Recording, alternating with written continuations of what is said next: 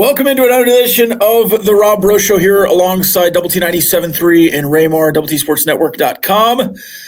We are joined by Nick Carparelli, and we've had you on my previous shows a couple of times, so we've talked before.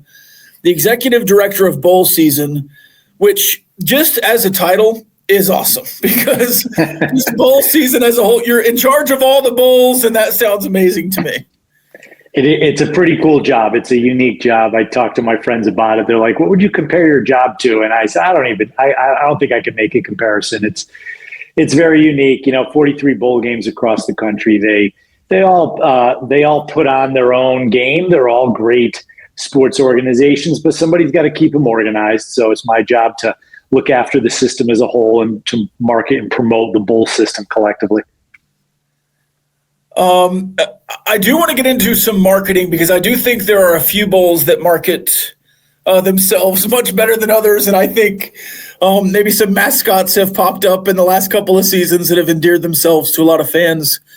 But I kind of want to go macro here just to start. In the last 5 seasons, the last 10 seasons of bowl season and the era of bowls, it has changed a lot.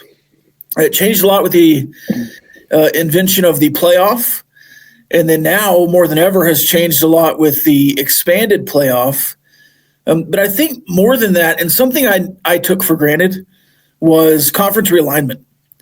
How has conference realignment affected bowl season and the bowl games and kind of how you're pairing? Because as a fan of a Big 12 team, the Alamo Bowl is potentially 2 Big 12 teams in a rematch or a new matchup between 2 Big 12 programs, formerly Pac-12. Yeah, so you threw a lot out there, Rob. I did. Let me start with the notion that things have changed. Of course they've changed, right? I don't think there's much about college athletics that hasn't changed in the last 10 years, right? I think when it comes to bowl games, it's more of a perception issue. There are 6 bowl games that factor into the national championship equation. All the other bowl games, when you think about it, they never factored into the national championship equation. You never had the teams that were voted national champion at the end playing in some of these other bowls. You never had, whether it was the top 2 teams or the 14 playoff or now the 12 involved in those other bowl games. They've always been a great celebration of the sport. Every college football program is different. Most of them are not going to be challenging for one of those top 12 playoff spots on a regular basis. So what do they have to play for? Every program has a different definition of success. And at the end of the season, when they have a successful season, they're rewarded by going to this unique destination that student athletes, the fans have probably never been to before. And fans get to watch 3 weeks of matchups in these really cool games. And they watch. The viewership is still off the charts. So I'm not sure how much has actually changed, but the perception has changed. The infrastructure around college athletics has changed. Transfer portal, NIL. We're going to have direct payments to players starting this July 1st. And as you said, conference realignment. So you asked about conference realignment specifically. It's the same number of teams. It's the same teams. There's not any new universities popping up, right? They're just affiliated with different conferences. So we're still in the middle of an old set of contracts that binds Conference A versus Conference B in all these bowl games.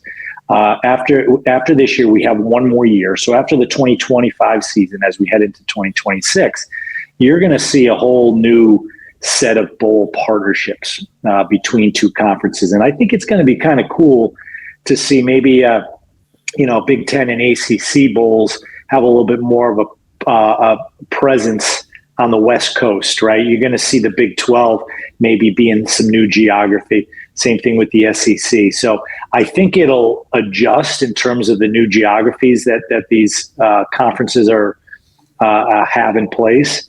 But they'll still be the same great games they've always been. Another one of those bowls, the Holiday Bowl, is going to have potentially some Big 12 teams in it this year. It has in the past, but now kind of Pac-12 schools that are listed as Big 12 schools. Specifically the Alamo Bowl, how will these bowls adjust to maybe having a rematch because I think the Alamo Bowl announced today that potentially Arizona State and BYU could have a rematch in that bowl game. Does that really affect anything, or it was a great game the first time, let's run it back kind of thing? Yeah, let's back up. I would be shocked if the Alamo announced formally announced anything like that. If there were people chattering about that, that's fine. I'm pretty certain Derek Fox did not make any kind of public statement about what the matchup might be. Bowl games traditionally try to avoid regular season repeats and rematches. Now, that's not to say that it can't happen. If it's the best matchup, maybe the regular season game was a compelling game and people want to see that game again. But I would be surprised if we saw any rematches in bowl games. That would only happen if it was the best option left amongst a group of not very good options. You talked about NIL earlier. Do you see a world where we start having these multi-team events in college basketball that are tied to NIL? Do you see a world where some bowl games might start having NIL payments for schools to maybe attract some matchups or whatever else? I do, for sure. In fact, I'd be surprised if it didn't happen. I'm kind of surprised it hasn't happened yet. That's not necessarily my decision to make. And it's not even a decision on behalf of the bowl organization alone, right? The notion that you're going to find some money and give it to the players. The bowl games operate on very, very tight budgets, right? There's no extra money hanging around to give to the players. So if we're going to evolve to a point where the bowls are starting to pay players directly, like these basketball tournaments do, it's going to have to be in cooperation with the conferences and the institutions to say, hey, we're trying to find ways to put more money in the hands of the student athletes. Let's, instead of the payouts going to the conferences and the schools, let's have them go to the players. I'd be surprised if that doesn't happen. I'm surprised a conference hasn't tried to separate themselves from a recruiting standpoint, from a payment to players, and be the first one to come out and say, hey, we're going to divert all of our bowl payouts directly to the athletes playing in the game. It solves a lot of potential Title IX issues. It solves a lot of, hey, how do we get the money in the hands of the student athletes who are playing the sports, who earn the money? Well, team goes to a basketball event and gets paid. It goes to the players playing in the event. Guys go to football bowl games. They get paid for playing in that bowl game directly. Seems to make sense. It does make a lot of sense. You mentioned the transfer portal too. You never know who's going to play in the bowl specifically, but it's the brand, it's the team. And I know every conference is different, but is in your role, and you're kind of talking through some of these bowls, and I know the bowls make a lot of decisions on their own here as to who they want. Is there any talk of maybe like a unification process on how they're selected? Is it a standings process, or is it really truly just, hey, let's take the top 5 or 6 bowl eligible teams and try to find the best matchup for our bowl game? Yeah, I mean, it really can be as simple as that. I'm working with all the conference offices to say, hey, why don't we loosen up the direct tie-in restrictions instead of saying, hey, this bowl is SEC Big 12. You take the Alamo, for example. Maybe they, based on their payout, based on the tradition of the game, they get to select, first, second, third, fourth out of all the available teams after the CFP, and really try to promote the best matchup possible. So if you're going to have great teams that are not in the playoff every year. So let's match them up in a game and really, really cause some excitement about it. So I'm a big advocate for that concept. Love that.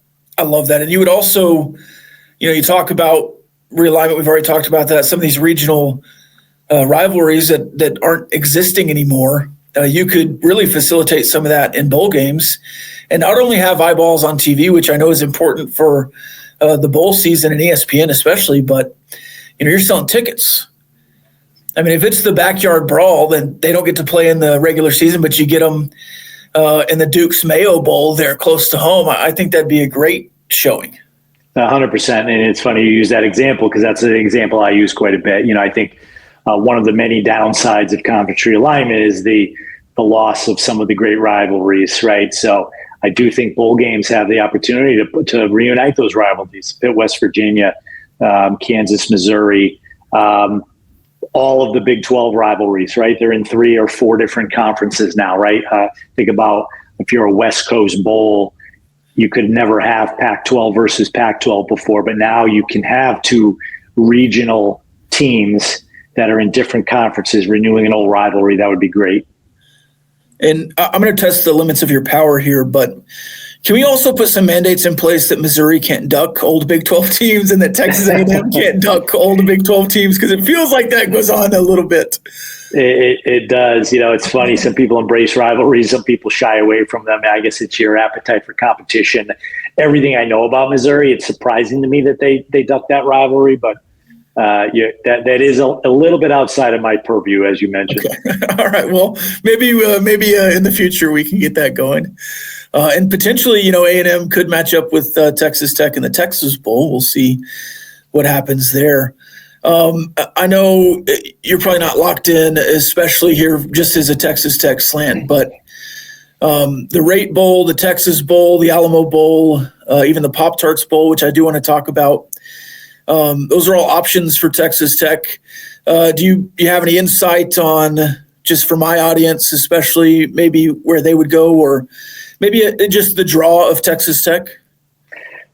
I really don't have any insight into where they'd go. There's a lot of discussions going on this week. A lot depends on the championship games this weekend. Which team wins from the Big 12 is going to dictate, who goes second, third, fourth down the line. Matchups on the other side are going to play a big role. And then how many teams from that conference on the other side are in the CFP. So 2 teams get bumped up, bumped down.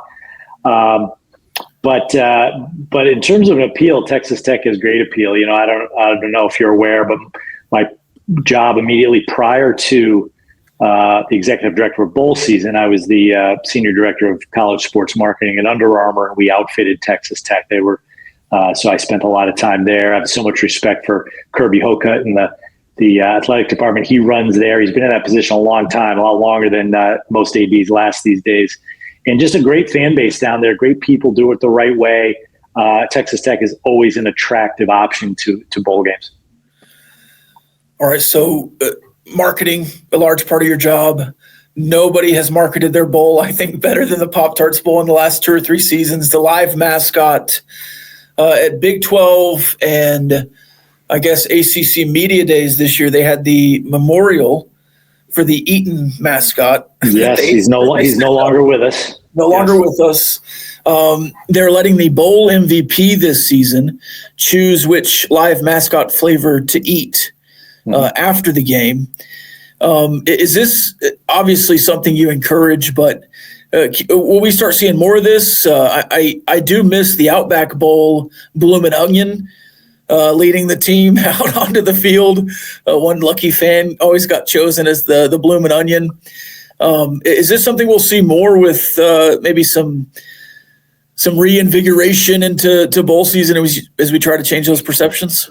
I think so. I hope so. I'm certainly encouraging all the bowls to do that. Obviously, your title sponsor, the type of company it is it a consumer brand or is it more a B2B business, is going to dictate how much you can do. You mentioned Outback and the Bloomin' Onion. That was a lot of fun.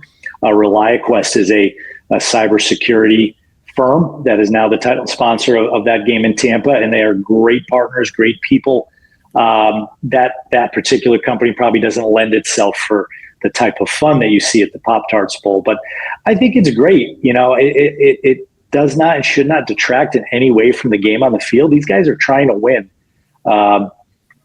This is, it's a football game. Some teams are trying to get their 8th win, 9th win, 10th win. Guys are trying to impress scouts, trying to earn their spot on the roster the next year. So the game is important, but I don't think you're sacrificing one for the other. I certainly think you can play a meaningful football game and then also have some fun around it. Yeah, I don't like the Lockheed Martin. I don't think you're going to have a missile run out there or something. There are certainly some goals that. Yeah, maybe the MVP of that game can press the button that launches. Yeah, maybe so. Some test launch or something. I don't know, a flyover or something. You're probably not letting the MVP do the handle the sticks, but something like that, a paratrooper or whatever else. I guess just giving you the opportunity here to say your piece about bowl season, what you do, what you're trying to do, what your mission is, as we kind of wrap up here. No, I appreciate that. Bowl season is really two things. It's a 3-week time a year on the American sports calendar that people really look forward to. It's really meaningful to a lot of people. The television ratings are off the charts. Next to the NFL, nobody watches a sporting event more than they watch bowl games at that time of year. But our organization, we market and promote the system as a whole. I network with the conference commissioners, with the media. I'm the spokesperson for the 43 bowl games collectively. And we're trying to make sure people understand that these games are still really, really meaningful. College football is an uneven playing field. 12 teams make the playoff. There's 123 other teams, many of which have had successful seasons by their own definition, and they deserve that reward. One of the great new initiatives we have this year is we're launching for the first time ever our bowl season pick'em game. So on Selection Sunday, once all the teams are announced Sunday night, you can go to pick'em.bowlseason.com. It's a free-to-play game. Grand prize is 2 tickets and airfare to the next year's national championship game. You could win bowling for a year. You could win Scooter's Coffee for a year. You could win EA Sports video game codes, and it's fun to play. Even if there were no prizes, you can set up a group so your company, your business, your group of friends can play amongst yourselves. Trying to tap into what March Madness does a little bit with their brackets. Pick'em.bowlseason.com. Play it on Sunday. I have done bowl pick'ems my entire life. My family has a bowl pick'em. We always do that has a prize. Any job I've ever worked, it's just as important to me, the bowl pick'em list as the March Madness bracket. I love that idea. What was the website one more time?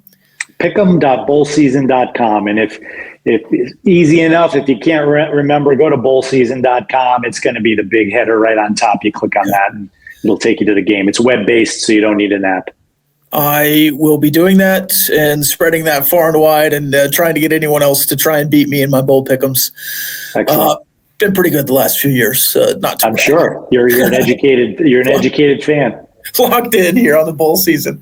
Yeah, it certainly is one of my favorite times of year. They start pretty soon after the conference championship game. I think the first one earlier than ever. Yeah, a week later, December 14th, same day as Army Navy. It was a tough decision for us to do that. We really bent over backwards to not intrude on the Army Navy TV window, so that there's going to be nothing opposing that. But there'll be a game before it, a game after it, so you'll have a full day of college football that day, and then we start rolling from there. All right, awesome. If I could make my 2 pleas here, just try to get into the right windows here. Texas Tech, Nebraska would be an awesome matchup in the Rate Bowl. You got McGuire versus Rule, former coaching together. Rob, everybody wants Nebraska. The Big 12 matchup, I'm sure they do. You also have the Patrick Mahomes, Dylan Raiola comparisons that you could draw up into the point. And then, anybody in the SEC, I think would be a fun matchup in the Texas Bowl. So, for sure, is Nebraska a popular bowl? Well, they're known in the bowl business for sure as having one of the best, if not the best, fan bases in terms of traveling to games. And there's all kinds of other dynamics when you're picking bowl teams in terms of what kind of year they had, when's the last time they've been to a bowl game, et cetera, et cetera. The fact that they haven't been to a bowl game in 8 years. Those fans, it didn't matter. It doesn't matter what bowl game they're going to.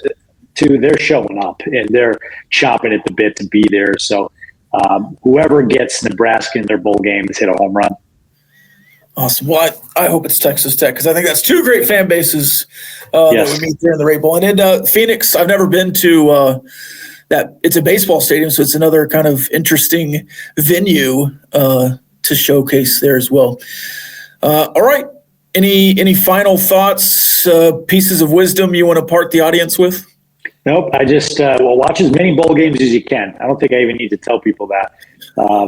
Some weeks it's going to be easier. Some days you got 1 or 2 games on a day. December 28th, as much as I'm looking forward to it, it's a busy day. There's 8 bowl games, and I don't have these official records, Rob, but I don't think there's ever been a day in the history of mankind where there's been 8 bowl games on one day. So starting at 11 a.m., get up early, have breakfast, get all your food prepared for the day, get your nachos ready to heat up, and whatever else you're going to eat. It's going to go all the way into the wee hours of the night. 8 bowl games, December 28th. Let's see who can go 8 for 8. All right, can we order these bowling pins behind you? Is that something? Is that a custom job?